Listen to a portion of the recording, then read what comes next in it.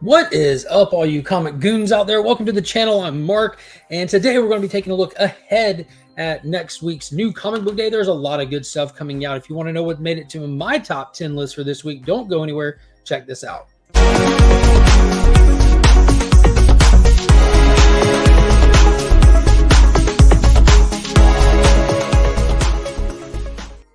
Huge shout out to the channel sponsor, Big Time Collectibles. Be sure to check them out at bigtimecollectibles.com, and you can also follow them on social media as to not miss any of the amazing things they're doing. And if you need anything cleaned and pressed, hit up our good friend Justin over on Instagram.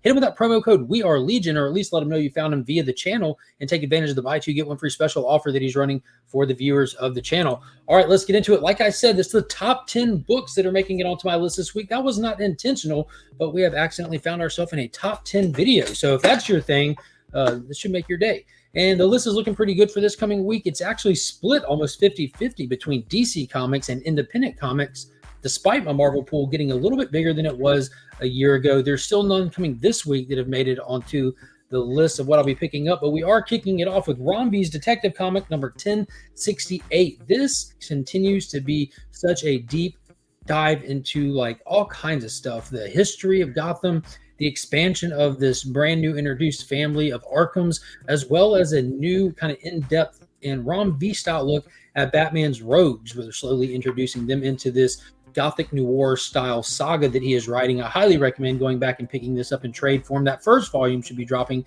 any day now.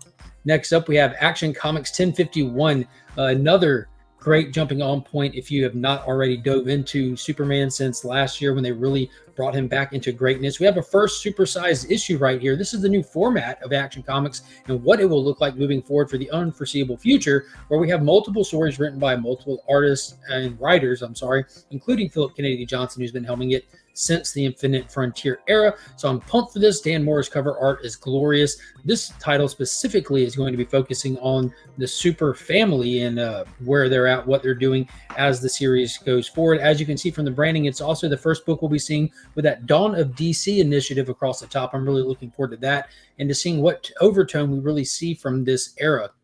Now, the Superman comic proper will see the return of Clark Kent in the next coming weeks, as well as a brand new issue number 1, where we'll be primarily focusing on him, as well as John Kent getting his own title with Adventures of Superman.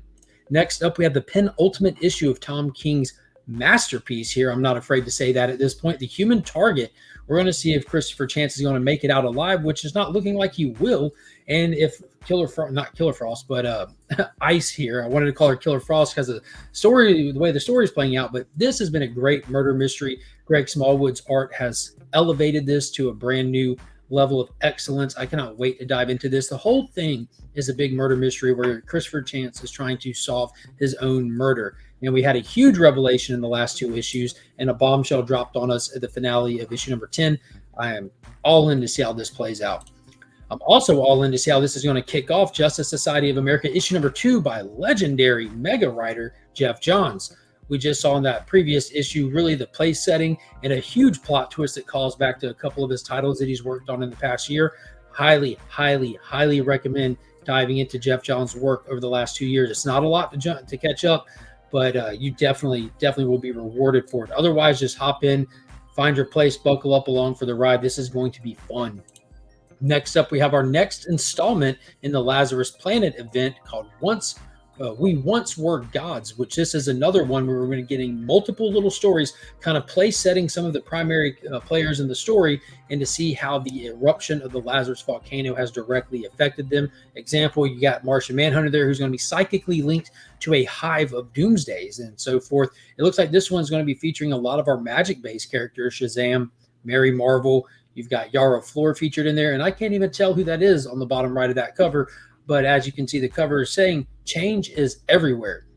Another Jeff Johns title will be hitting shelves this week with Junkyard Joe issue number 4. This is really continuing and expanding the unnamed universe that Jeff Johns and Gary Frank have created over at Image Comics that kicked off with Geiger, then saw the 80-page Giant installment, and now Junkyard Joe. This is a great book. I cannot say that enough. I cannot recommend it enough. It is a personal, very close-knit story. It hits you in the feels, and we're going to be seeing, hopefully in this issue, who these mysterious, shadowy characters are that are tracking down Joe As you can see from the cover, that's not Joe. That's one of the figures wearing a Joe-like mask, and they are already causing a path of destruction and death trying to find him. Unfortunately for Joe, he's already reconnected with one of his earliest, if not his earliest friends, and a small family that's living next door to him. So they're all pretty much going to be in danger. That's a fact. And will Joe be able to help them, or will his PTSD from his time in Vietnam play a major factor? We're going to see. I'm all in for this. I'm not sure how many issues this is going to run. I believe Geiger ran 6. Then we got the one shot, the 80-page special. And so I'm assuming this might be 6 as well. This whole universe they're building out is really something special, though. Another crazy one is Sergeant Rock versus the Army of the Dead. This is also the penultimate issue with number 5 of 6, as you can see from the cover. Sergeant Rock and Easy Company have found the man in charge himself, and he is juiced up to the max. This is just horror, violence, fun right here. World War II, go get them. Rock 'em, sock 'em, zombie Nazis. It's tough. It's fun. Bruce Campbell, the actor, is actually writing this, and don't hold your nose up too high about that. He is a best-selling author on the New York Times best-selling list for multiple titles, and he stepped over into a genre that he highly enjoys. And I was excited about it, and not let down yet. So be sure to check that one out if the horror, violence, sci-fi stuff is your jam. And we're going to be returning to the world of the Last Ronin this week with the Last Ronin, the Lost Years. I believe this is just a one-shot, and it's also I don't remember now if it's in the same format as The Last Ronin or if it's a standard size comic. Either way, I'm not excited about this. I couldn't care less for The Last Ronin anymore. They beat me to death with those extended wait times to the point of not really caring. And when the story finally wrapped up, it was mediocre at best, if you ask me, but it wasn't bad.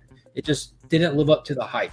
But needless to say, Big Time Collectibles got the man himself, John Jang, to return for another exclusive cover. So I already have this one on pre-order. It is on sale on their website if it's not already sold out. The link is in the description to all my videos to find Big Time Collectibles. But I do have the complete John Jang Last Ronin set, and I'll be adding this glorious cover to it.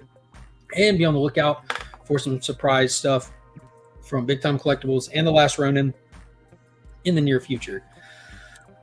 Another one that's coming this week that was super fun was Mighty Morphin Power Rangers Teenage Mutant Ninja Turtles Volume 2, Issue number 2. That first one was really fun. It's exactly what you expected to be. Fan service to the max. I'm not really sure how the Turtles and the Rangers ended up on a world together sharing these little moments, but here we are. And we saw that Casey Jones got turned at the end of the last issue, giving us this new Ranger X character. So I'm all in. I'm all in. Again, fan service to the max. Dan Mora is on the art. Ryan Parrott is writing it.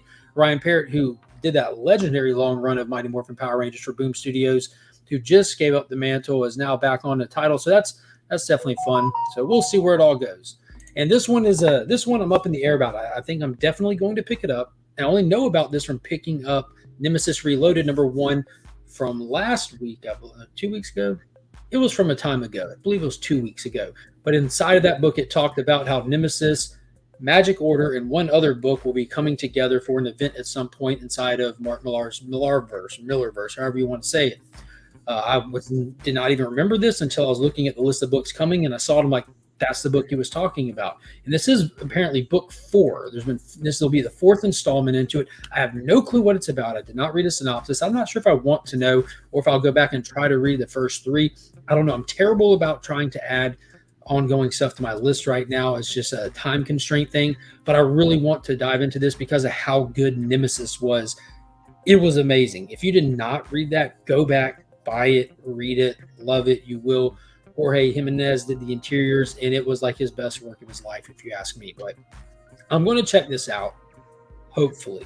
I got to remember to call the LCS and add it to the pull list as to not get it sold out before I get there a couple of days after New Comic Book Day drops. But I'm excited to see how they bring this together, knowing that there's an upcoming event, and we'll see if it's any good or what comes of it. But if you want to know what my top pick for this week is going to be and why, be sure to head over to Chris the Comic Vet's channel. Every Sunday he posts a video where him and I both give you our top pick for the week, going in blind, and tell you why you should consider picking it up. And I do want to give a huge thank you and a shout out to the Augusta Book Exchange. They are the keepers of my comics, the guardians of my pull box. They always make sure everything I'm looking for is right there waiting for me every week when I get there. If you're ever in the area, be sure to pop in there, tell them hello, and let them know what's up.